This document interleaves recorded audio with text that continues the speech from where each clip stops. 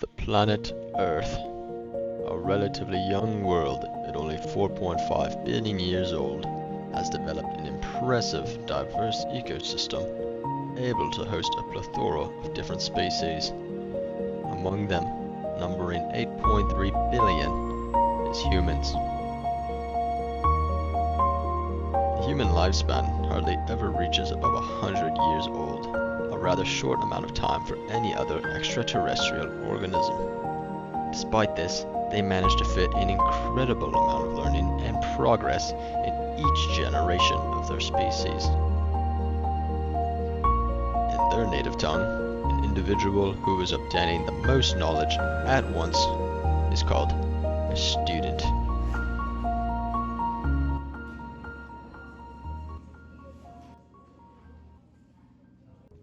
By taking a sample of a completely ordinary learning institution where these students are the most common, our objective is to learn how they evolve and how their society functions.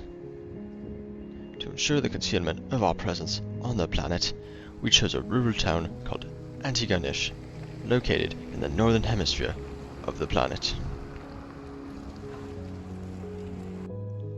Here we are in the average living quarters of the species. The student supposedly gives another human who is older in age an amount of monetary value in exchange for some living space of their own.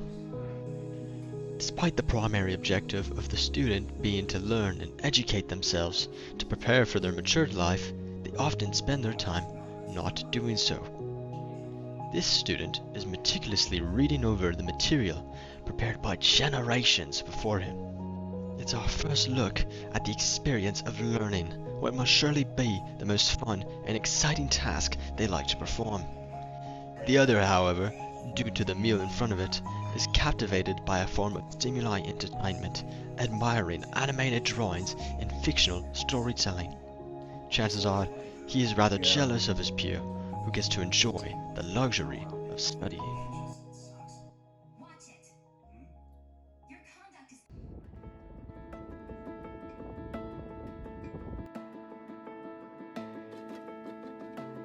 Before re-entering its environment, the student engages in a brief appearance ritual. The student will carefully analyze a collection of what we assume to be previously shed skin, due to every individual having sizes that fit them particularly. This process could be a form of self-expression, or in face of appearing in front of others, a balance of comfort and social signaling. The ritual is efficient, refined through repetition.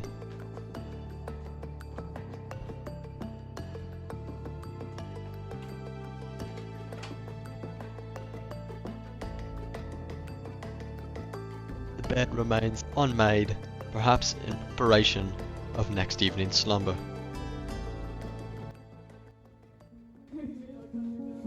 This territory, known as a library, is highly sought after. Within this environment, resources are limited. Dominance is established through early arrival and strategic positioning. Those arriving too late are often forced to migrate elsewhere. Despite the appearance of calm, stress levels remain high. Here, focus is not optional. It is enforced by the environment.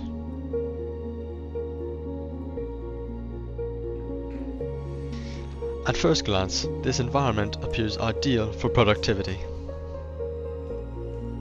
However, this habitat serves a different function. Here, the appearance of work is often sufficient. Collective focus deteriorates rapidly. Despite minimal progress, the individual remains stationary. The illusion of productivity provides comfort, even in the absence of results.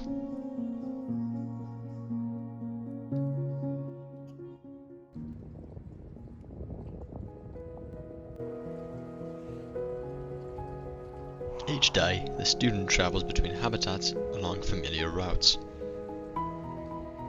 These migrations occur with little conscious thought. movement is guided not by curiosity, but by routine.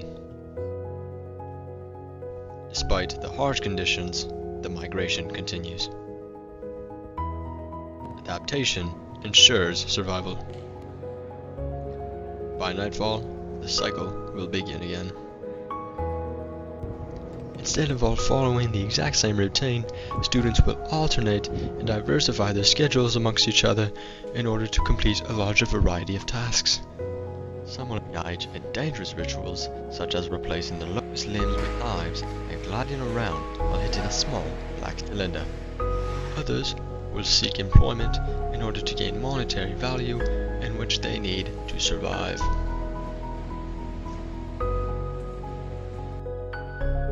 Some were even known to hit balls with long sticks.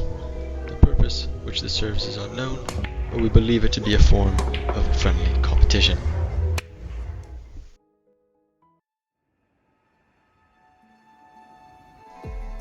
As deadlines approach, sleep becomes negotiable.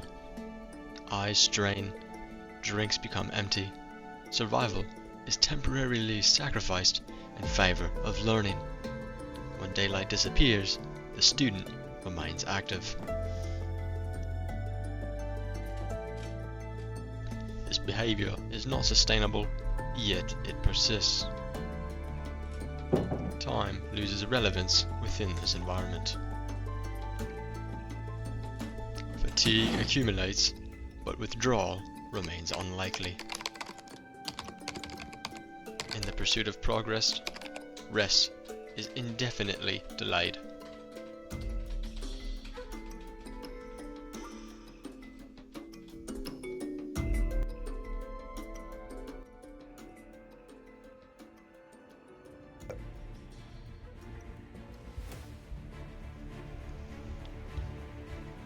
Late at night, when energy reserves decline, the student is forced to return to the feeding ground.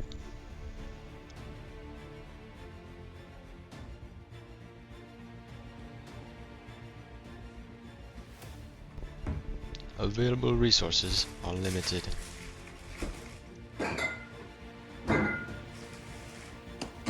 Competition is inevitable. Direct confrontation is rare, but intense. Dominance is often established through persistence rather than force. Conflict is brief. The loser must settle for a less sustainable meal. Survival is ensured, for now.